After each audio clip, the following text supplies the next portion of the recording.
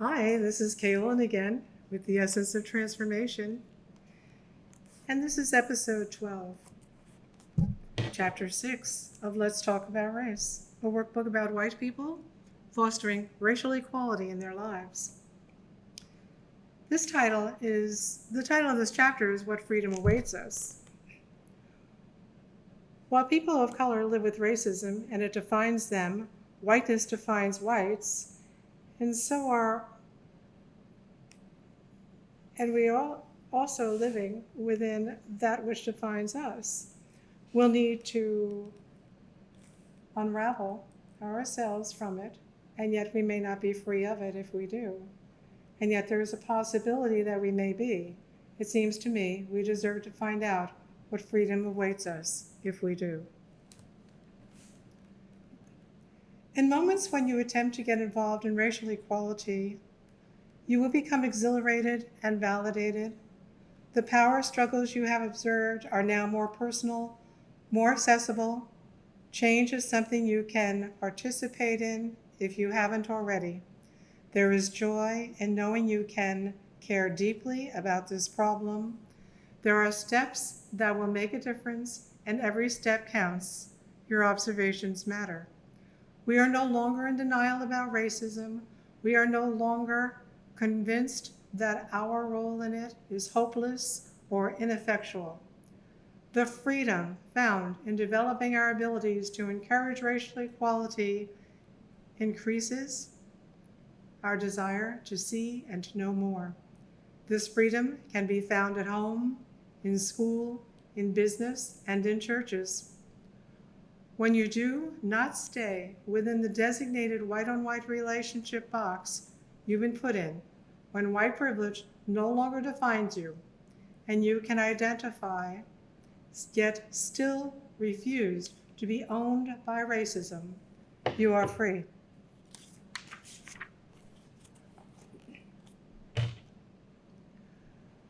Some of my students experience this freedom during their course.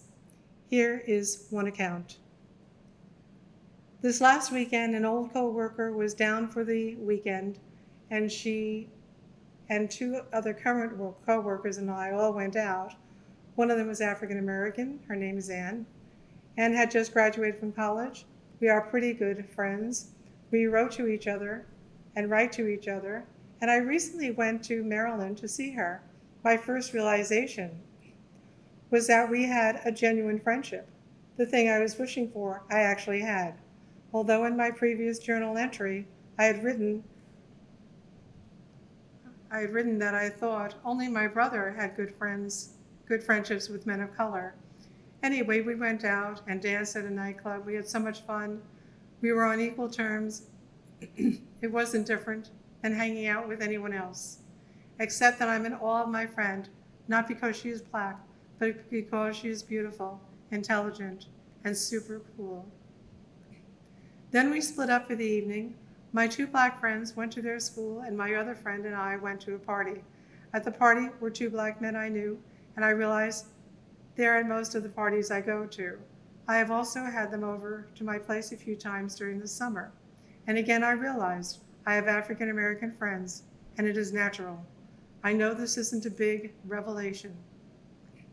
It was just comforting to know that it isn't weird. Racism is what's weird. White privilege is weird. When we start to see just how weird they are, we're starting to glimpse a world that's free of them. Driving while black and white. Roger, a white student in class, was in a car with his African American friend William. William was driving. A cop pulled them over. He began to interrogate William, leaving Roger out of it. Roger was shocked that the cliched DWB, driving while black and white, experience was happening right before his eyes. As his friend was questioned, roughly, searched, and humiliated, Roger could do nothing but sit quietly with his anger and hurt. Both he and William remained uncharacteristically passive, sensing that their safety and their freedom depended upon it. By the time Roger discussed this driving while black and white experience with class, he had many mixed emotions to process. It opened his eyes to the perversion of white power within a racist context. Had Roger shown his anger to the officer or interfered at all, his friend would have gotten even worse treatment. Although Roger never quite believed this before, he understood it now. Roger had no real knowledge or interest in the politics that controlled their lives until this had happened. He knew his presence had altered the outcome of a fundamental injustice perpetrated upon his friend. Same car, same cop, two different experiences. William said he was afraid. Roger had seen and felt William's fear and had been afraid for him. But while William experienced fear, Roger was simply startled. While William experienced humiliation, Roger experienced alarm. While William experienced relief when he was told he could go, Roger experienced anger. There is a difference between the two, and that difference contributed to shaping the relationship between these two men. In one instant, Roger became the caretaker while William was in need of care. This may not be what they were looking for in their relationship to one another, and yet this is what was imposed upon them. This is one of the consequences of racism. There are three entities in this relationship now: William, Roger, and racism. The likelihood of a white male bringing up an incident of this kind to a group is greater than that of the male of color. Why? The white officer had protected the white male. The white officer had no conscious interest in Roger, so Roger was distanced from the violence exacted upon William by the invasion of privacy. Roger's presence made him something of a hero, whether that is what he wanted or not. It may have protected William from more harassment, although Roger could observe, sense, and witness the lack of control he had, and he had to be still in order to remain safe. A dispassionate perspective is what he was left with, no matter how much he cared about his friend. Like the cop, he was in the power position, but it was a position that he had nothing to do with. He did not ask for it. He may not have realized he could benefit from it, were it not for his experience with William. Had William been with another man of color, the incident may have been prolonged, and who knows what else he may have had to do or to endure.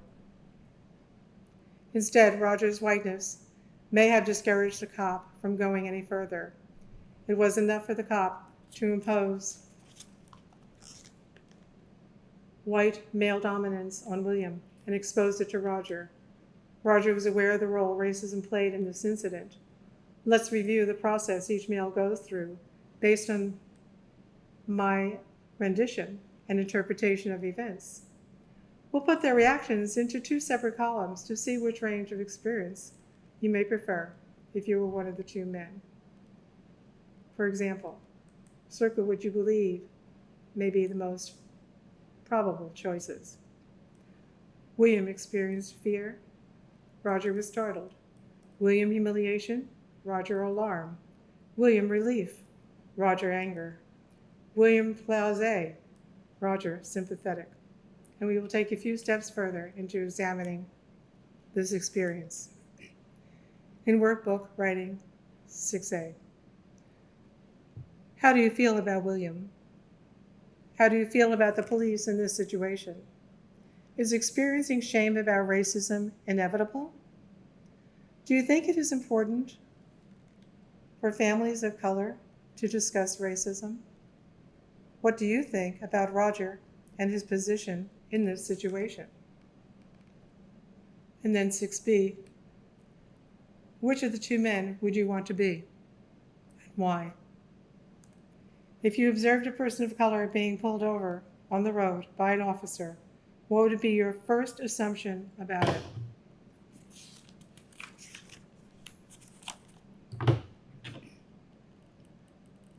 There was a moment of the transition from friend Roger to caretaker. One result of racism was that Roger and William took new roles imposed upon them by an incident. How would you expect that to affect their relationship? Number 6. Given the circumstances, whom do you imagine speaks up first about what just happened? William or Roger? Assuming they do talk about what just happened, who might apologize to whom for what happened to both of them? Would William still want to keep the friendship with Roger? If so, does he lose anything in the process? If you answered yes, what does he lose? Does Roger let his friend know what it felt like to be responsible for protecting him?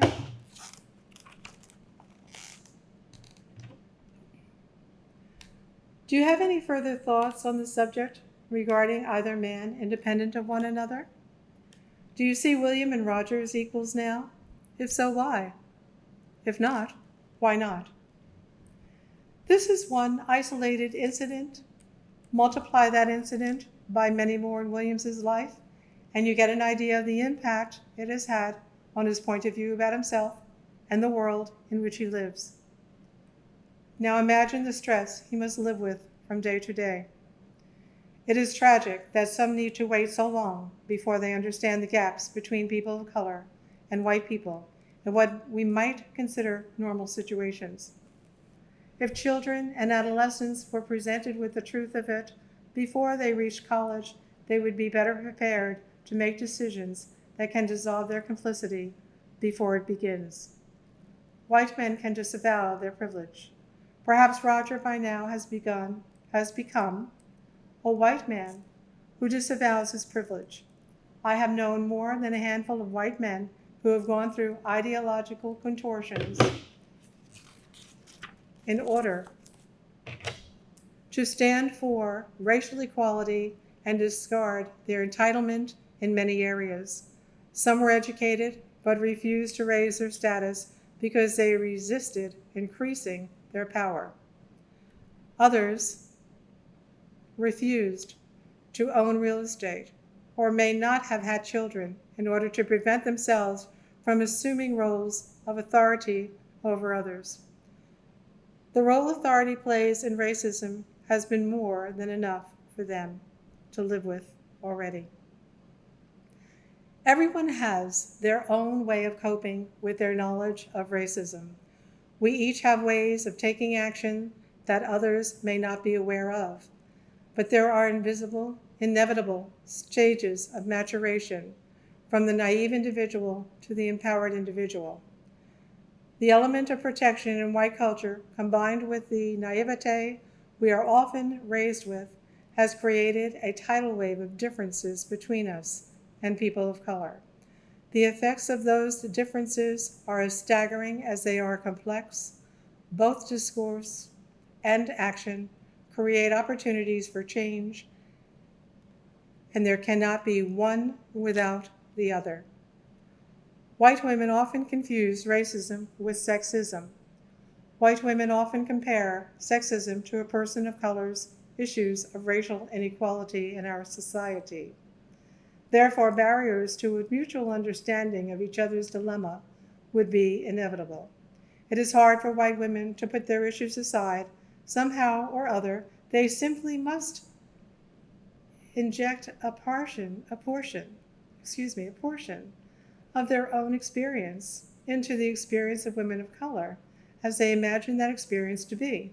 But we imagine the experience of women of color according to our own life experience.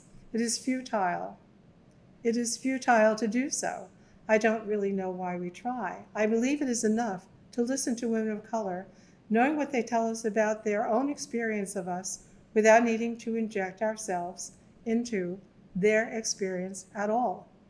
But white people get offended, if not stunned, when they are asked to keep their experience, which can only be within the confines or the context of their whiteness, separate. If they are working on these issues at all, progress can and will take place, but only by being who we really are.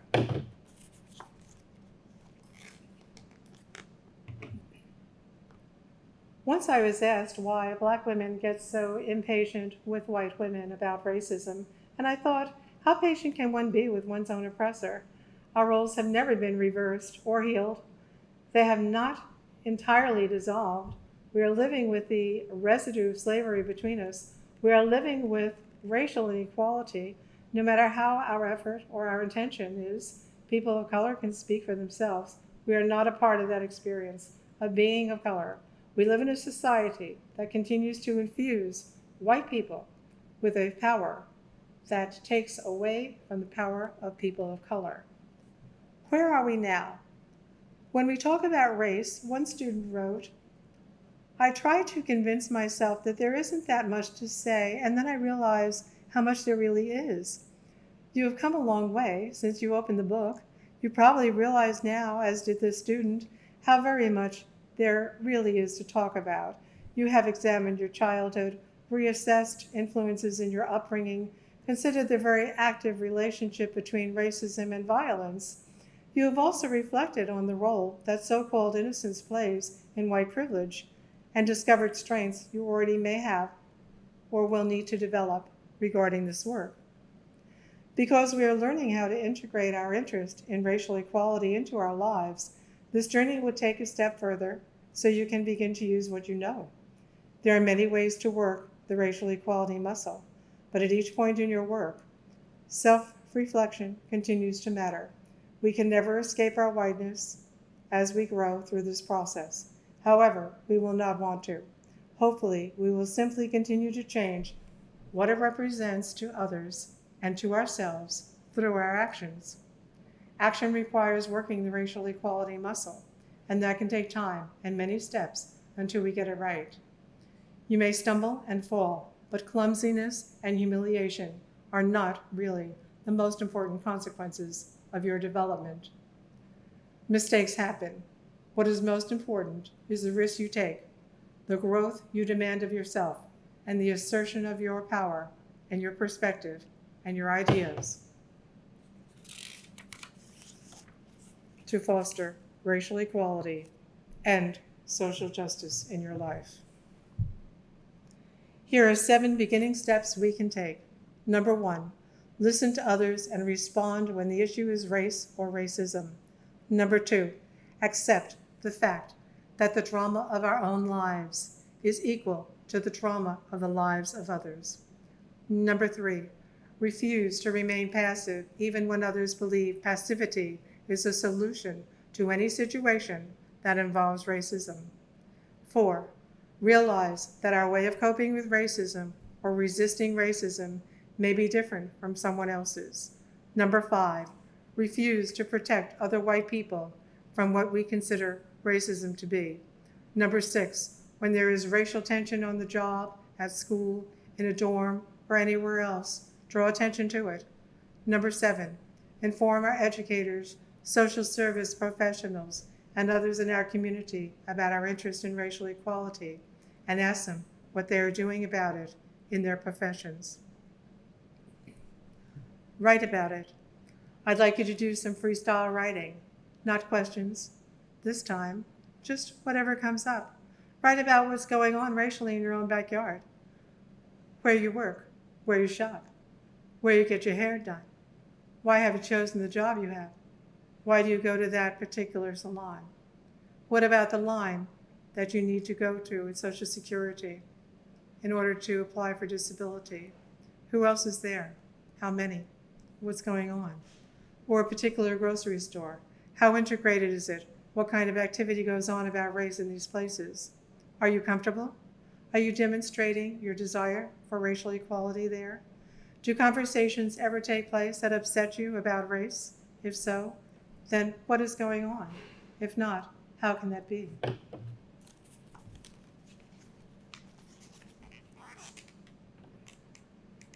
You have places to go, people to see already. You can try it today. Now get writing. Others will question your motives. As you work for freedom, you know awaits you, and become more clear about your motives. You will find there are others who continue to question them. Here are some of the questions you will probably be asked. Are you in pursuit of your own ideals to facilitate equality? If so, Are you using people of color and possibly being a racist doing that? Are you trying to find out what is missing in your own upbringing? Why can't you stay within your own racial group, even though you have formed such strong opinions about racism? Is your freedom dependent upon being included in other cultures? If so, doesn't that make you especially vulnerable? Consider anything anyone suggests. It may or may not apply. Just remember that people of color and white people bring their own prejudices to you, and you will need to decide what you are going to do and why you are going to do it for yourself. Evidence of failure in your efforts can be what people are hoping for. After all, racial equality would change everything, and many people have found their nook, their way of coping. They do not want change. When very silent or passive, we lose an opportunity. Silence only feeds racism. A lack of action is a lost opportunity. Even when we do act, we may wonder later, as did the student below, if we could have done more.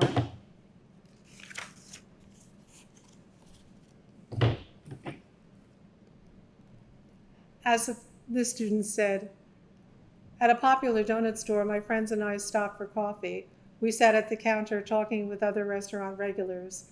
A yellowish beige car pulled up, and several people commented on how ugly the car was. The driver, a black man, gets out of the car, and the waitress says, leave it to a spook to drive a car like that. The regulars laughed and started discussing what other color cars those people drive, and I couldn't believe my ears. I was absolutely outraged. I said, excuse me, out loud, and everyone just gave me a funny look. I then said to my friends, are we ready to go? And started to go. They followed. Even though I said something and we left, I did not feel like that was enough. In part, that is why I am in this class right now. There has to be more that I can do. We have covered the reasons why we want to stay silent in situations like this one at the donut store. We understand rejection. We understand loss. We also understand that people in our lives are threatened by threats to their racism. Many equate the end of racism with having less for themselves or with becoming the losers in the competition they see as life. Others resist having to learn more about it and accept the inclusion of other cultural norms in their life. We all know this already. We also know this complicates our own position on racism from time to time. Others may be unwilling to be subjected to the fear, alienation, abandonment, betrayals, isolation, punishment, and/or rejection we know that will follow our assertion of racial equality at home, at work, while socializing, and even in school. It is no wonder racism has not really been dealt with or healed yet in this country. With so many anxieties and insecurities about it, we do not know how to identify or assimilate our feelings about racism. Hence, we remain silent or don't act with as much integrity as we wish we could. Being willing to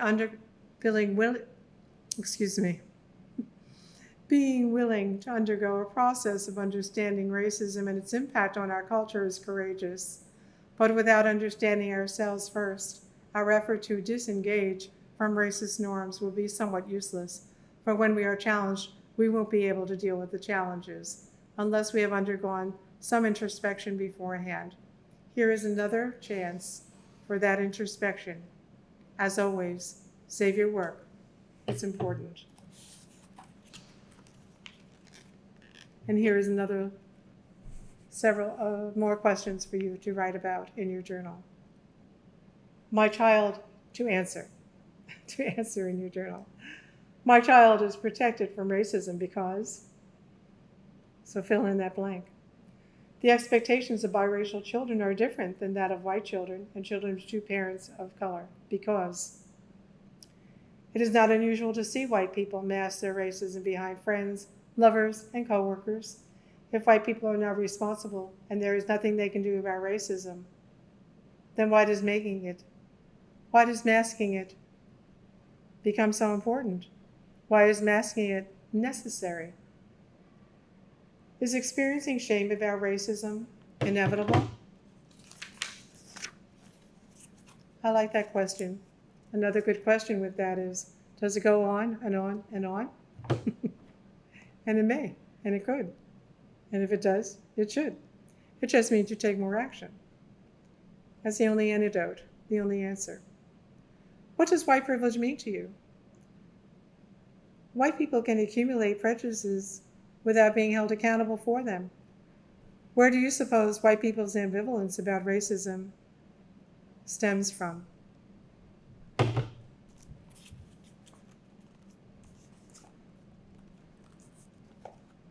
So that was question 6.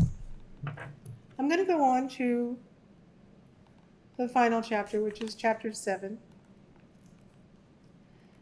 And in this one, it's called Validation for Your Efforts, because white people have not really established a real sense of solidarity about fostering racial equality in their lives yet. I do see seeds of it, but we have a way to go before white people are less isolated about this particular subject, and within these contexts specifically. So here's chapter 7, Validation for Your Efforts. One of the students had said, when I talk to my friends of color about racism and how much it upsets me, I don't get a compassionate response. I simply don't. If I rely on white friends for empathy, they really can't give it. They are very defensive or callous. I get more support in class for these struggles of conscience with racism. I would not have expected to get more help in a classroom among strangers than with friends, but that is the way it is. So I wrote, as you work with racial equality, as you work for it, expect to create change. Don't stop until you get enough, but do slow down long enough along the way to appreciate what you are doing, and do the same for any other white people who are also doing this. Daniel, a student of color in class, told one of the white students that she shouldn't look for approval from people of color at all, certainly not all the time, because she won't get it. Alice said she had often looked at blacks in particular and would smile at them. I tried to acknowledge blacks in the street and elsewhere to show a kind of solidarity to them, to show that I am not a racist. Daniel laughed and said, you can't really think we need your approval. He also told her that when they think of white people, they do it more selectively. And sometimes, he said, when they're out walking, they are not thinking of white people at all. They are simply out walking. Alice came to understand her need for approval from people of color and to realize that they did not have the same need. She also understood that she had been very alone in her consciousness of an interest in racism. She wanted to remedy that. She didn't believe she needed to be so isolated, and she was right. She took class, and that is what my course was for. Anyone who felt they were too caring, too sensitive, too angry, too frustrated, too alone to cope with the isolation racism imposes upon us. You must find ways to approve of your own need to process racism. It takes time. We all need that. We might find this validation in books, films, organizations, and a few choice relationships and courses that deal with this subject. White people often resent the implication that they are not doing anything. Some of the resentment is a result of their own mixed feelings and uncertainty about whether or not racism is really just, and if it does, in fact, protect them. So seek out more knowledge on the subject, because knowledge changes you. Learn more. It will help reinforce and validate your position in this work. Consider what it takes to resist racism and acknowledge your strengths. We build more confidence in ourselves as we address our concerns and develop communication skills that enhance our abilities in both our personal and professional life. We can also inspire others with our fortitude and creativity. Packing up. Imagine that you wake up at birth to discover you live in the city, and you think to yourself, I want to be born in the country. But since you were born in the city, you must remain there, until you grow up and can move on your own to the country. Meanwhile, you adapt to your surroundings. You become accustomed to front stoops, to buildings lined up, one right against the other. The steady roar of the subway and traffic begins to sound normal to you. It becomes difficult to imagine life any other way. You absorb the opinions of others who are perfectly happy in the city. When you talk about country life, people warn you. A lot of bugs out there. Pretty quiet. And about its dangers. Or they just ignore you. Perhaps you even stop talking about wanting to live in the country. And yet you feel restless and discontented. You love the people who raised you, but you also know that in the end, the city is not for you. Eventually, you're leaving. When you are white and you want racial equality, you will always be restless and discontent with racism. You will wonder, how can people live with racism? And how can I possibly be happy if I must do the same? You will want to move to the country, to a place of racial equality.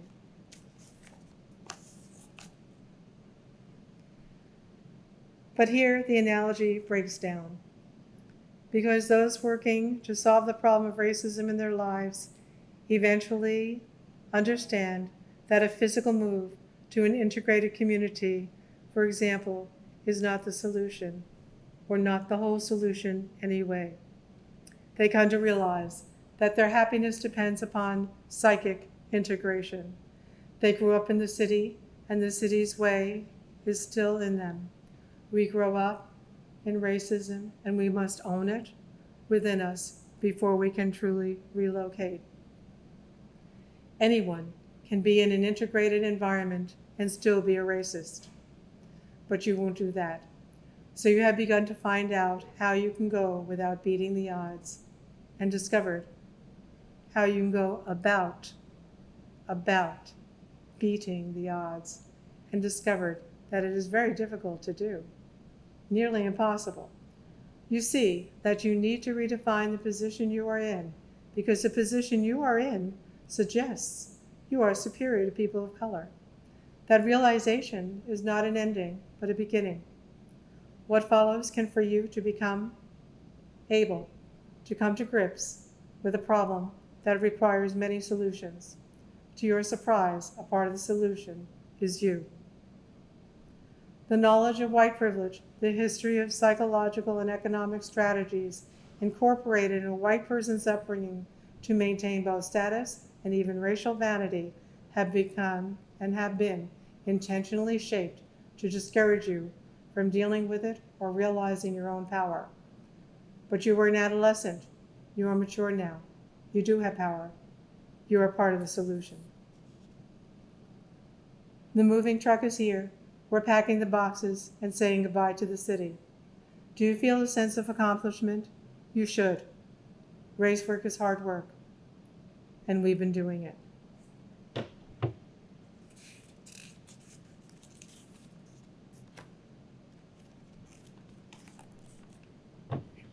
Healing begins with the desire for change.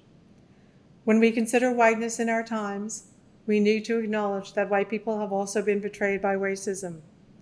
Wounds get worse over time when they are left untreated. At least the wound is open before us now, and we have been examining it. Perhaps it is even more obvious to us than it was before. We are better prepared to deal with it now. Now we can treat it. That means that now you can do something about it. Let's return to the child we left behind for a moment and take a look at what has happened to her. The child woke up in a family that was unaware of how harmful city life was to their child. It did not make them unhappy enough to learn more about it. They understood city life. It was all they knew. They thought their child, you, would like it too. They gave her all the benefits city life had to offer. The child did not know enough about the country to express what she wanted, to convey to her parents about her need to live in the country. The child kept trying to adapt, and look to others for help. But everyone seemed just fine with city life. Racism is like that. Not liking racism is like that. Trying to get support for your dissatisfaction can be a lonely process. Expressing your problems with it may be meager, may get meager results, but only for a time.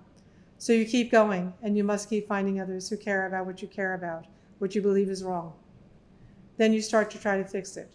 But city life can be just fine.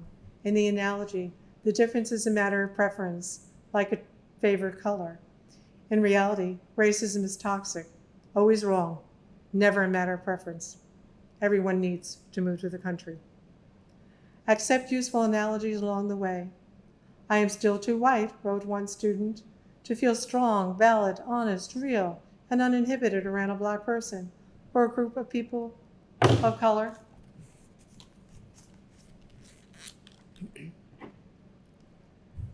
I was surprised by the student's expression, still too white.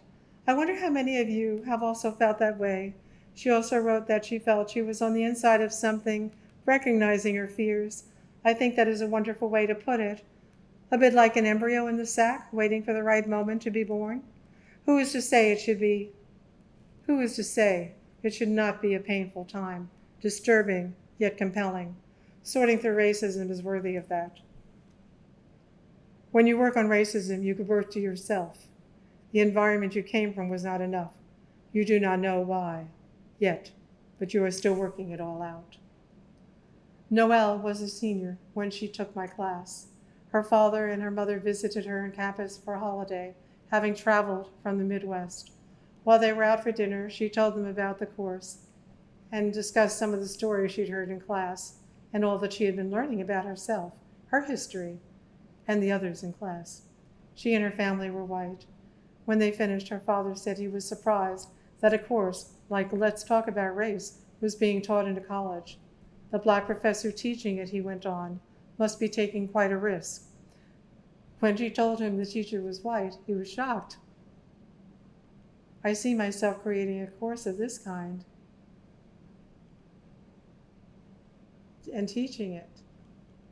Oh, excuse me, sorry. Well, white people are full of surprises. White people are full of surprises. 20 years ago, I did not see myself creating a course of this kind and teaching it. No, 20 years ago, I was still hoping that we would not need it. And now it's 225 and the book came out in 210. I taught it in 94 and 95.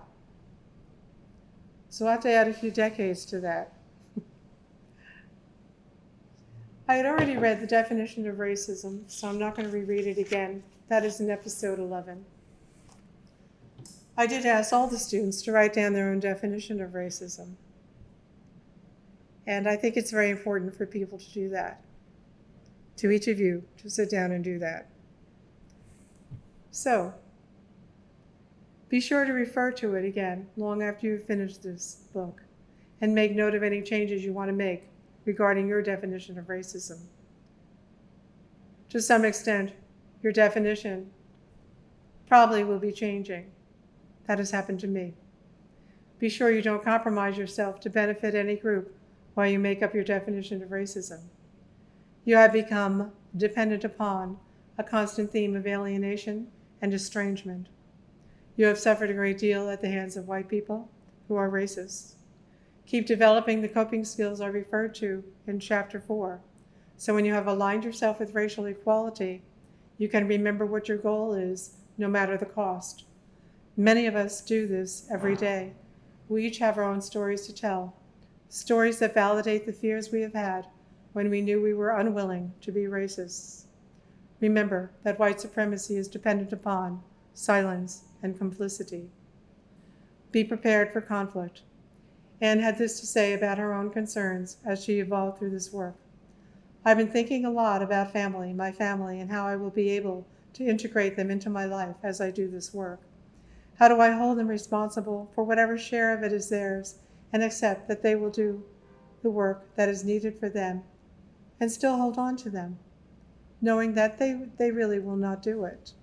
Well, maybe I can, But I must be ready to accept the consequences of being so honest and what it means for our relationship. And that's very true. But of course, you're doing that in every relationship. In any relationship you're speaking up honestly, in which you are speaking up honestly. Working on racism can give fleeting results. What happens when we sit through the discomfort and displacement because we refuse to surrender to it? Understanding, compassion, anger, resentment, or a little of each happen. Will all the stereotypes which we have been informed of, which have informed you of yourself and others, dissolve? No, probably not. If they do, what happens next? You happen. Just you, and no racism. Speak from what you know. Recognize that living a life that disavows your participation in racism may mean that through rejecting inequality as an inevitable part of being white, you are taking responsibility for yourself. By confronting racism, you have begun to put yourself forward in life without taking anything away from someone else. This is the nature of resistance in action.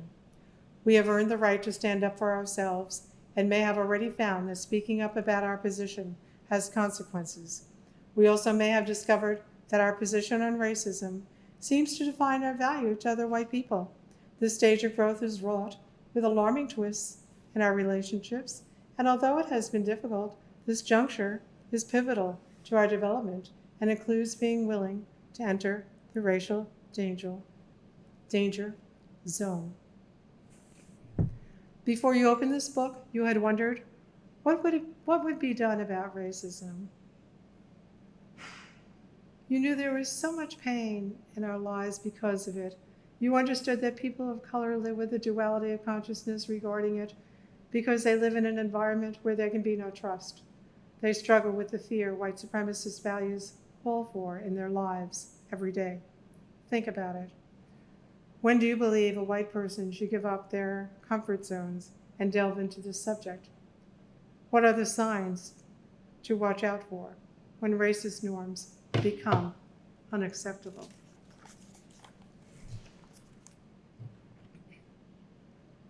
There are 4 steps we have taken which have already changed us as we have processed racism together. We pursued more knowledge of others and ourselves. We examined our upbringing to see what attitudes about racism we had been persuaded to accept. We began to hold ourselves and others accountable in both words and actions. We walked through the threshold of tolerance into a state of self-assertion. We have discovered that racism hurts white families and that no person of color can define the truth of white people's relationship to racism for white people. No one can determine the impact racism has had on the psychological development of white people within the culture, society, community, and family like white people can. Just how deeply affected white people are by the disclosure and analysis of their role in racism today remains to be seen. What is already obvious, however, is that white people have been and remain profoundly affected by racism, and racism means we have been included in a betrayal, silence, and a wound that has contributed to a split and a division of loyalties between mother and daughter, father and son. Out of this silence, dysfunction within the white family unit thrives. What damages us the most is our unwillingness to change and the deep-rooted delusions of grandeur we hold on to as if our lives depended upon it. For some reason, we need to maintain a narcissistic edge over others. Perhaps we fear becoming expendable, and if we impose a certain kind of ongoing cruelty on others, we can convince ourselves that we are safer, more durable perhaps, and even invincible than we really are. But no matter what our views are on the subject, no matter what they may be, racism recreates a bondage to relationships we rely upon for safety and comfort, while we remain in an increasing state of anxiety. It seems to me there is enough evidence to prove that complicity comes at a high price. And the ultimate solution to this problem is that we must begin to consider healing whiteness, our past, our present, and our future. Let's review what we know about ourselves. We know we are contradictory. We rely upon freedoms others do not have. We have strained relationships and more neuroses than we can stand. We know our introduction to the world and to others is misleading, and there are cracks in the lining of our understanding of ourselves that ensure tragic results. Why?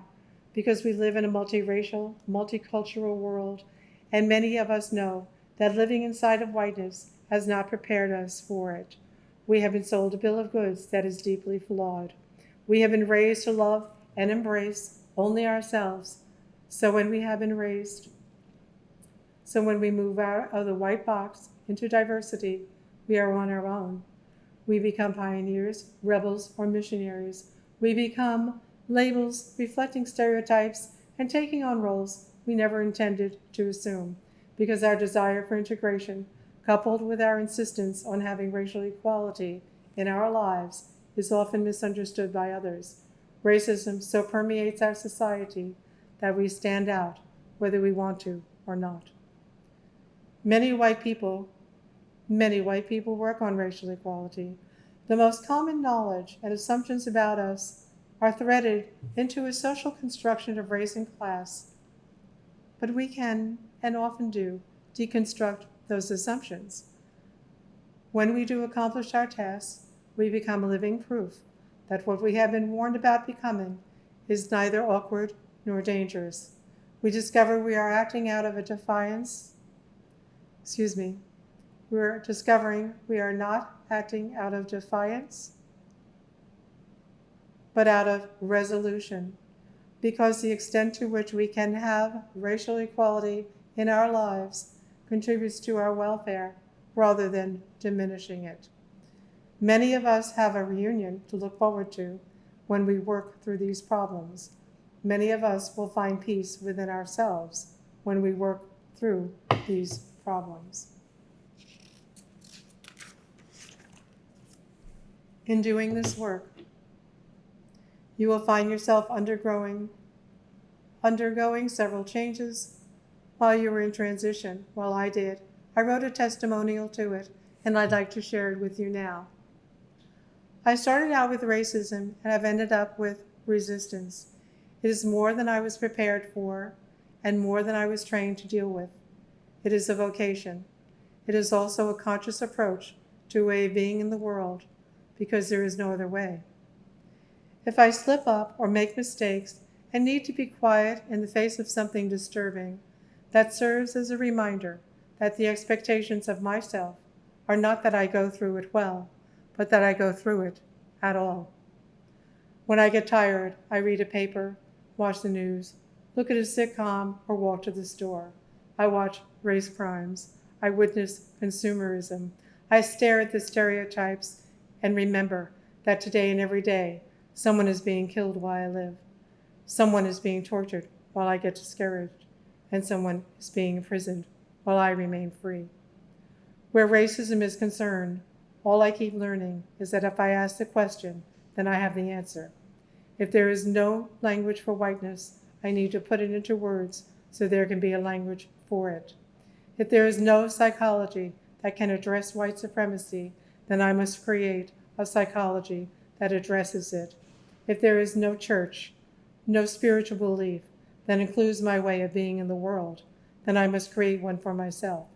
And wherever this path leads, I will continue to follow.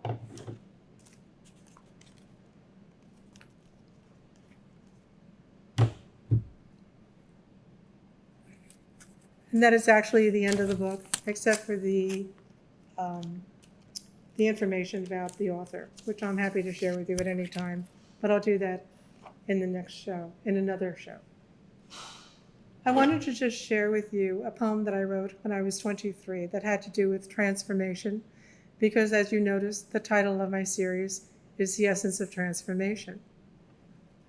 I was thinking about it when I was around 23 years old, and I was concerned about the switches between passion, compassion, then dispassion, and how does one learn how to balance out the expression of that without becoming overwhelmed or too callous and without giving up. because those were those particular kinds of issues that I cared a great deal about at the time. So it's called transformation. In that transformation, compassion to dispassion, compassion, the medium, what is it that is lost to us in the translation? What passes on between us in the name of service? Repentance for activities withdrawn.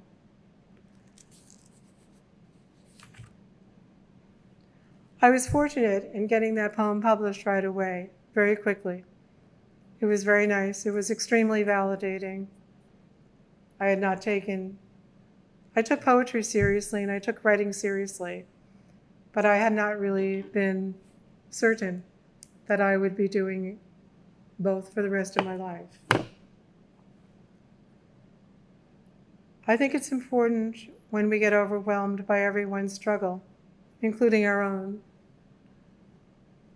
to keep trying to bridge levels of communication with one another that are non-abusive.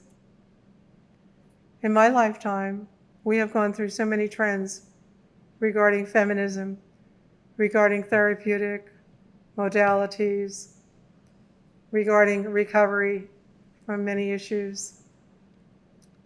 And I want to point out that it's important to remain empathic, but not to be taken advantage of. I talk to women a lot. And I'd say that for all of the enormity of all the ways in which we have become conscious in the last 30, 40, 50 years, this year in particular, in 2016, was a petrifying reversal of fortune. And I also believe that texting is also not conducive toward healthy relationships. People get used to not having to be present in one another's lives. I'm going to speak about that more in the future. But I've seen the damage it's done to people.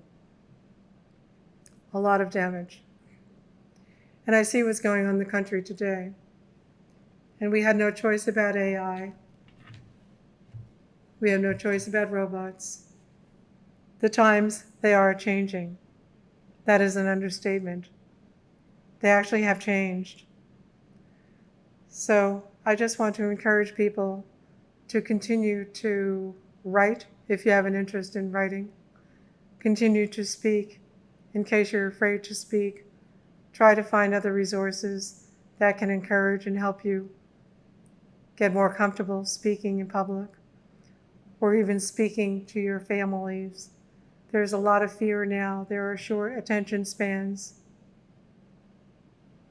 All of this has been really intentional. Technology has been an enormous benefit, but it's been a huge takeaway from relationships and from stability and peace. I'm going to close now. Thank you so much for listening to episode 12. I am so looking forward to coming back next week. Next week, I am going to be starting a series on psychic energy, esotericism, mediumship, and tarot work with some outstanding photographs.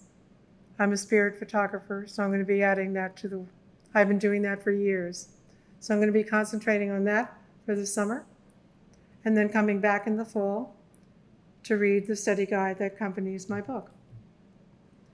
I have other books as well that are going to get published, so I'll talk to you about them later on in another episode. Have an absolutely as fine a day as possible. Be sure to write down any notes you have about this particular work. I think it's important. I think it's enlightening. And I do hope that you will share it. Certainly press the like button if you liked it. Be sure to return and share this work with others. Thank you so much for your time.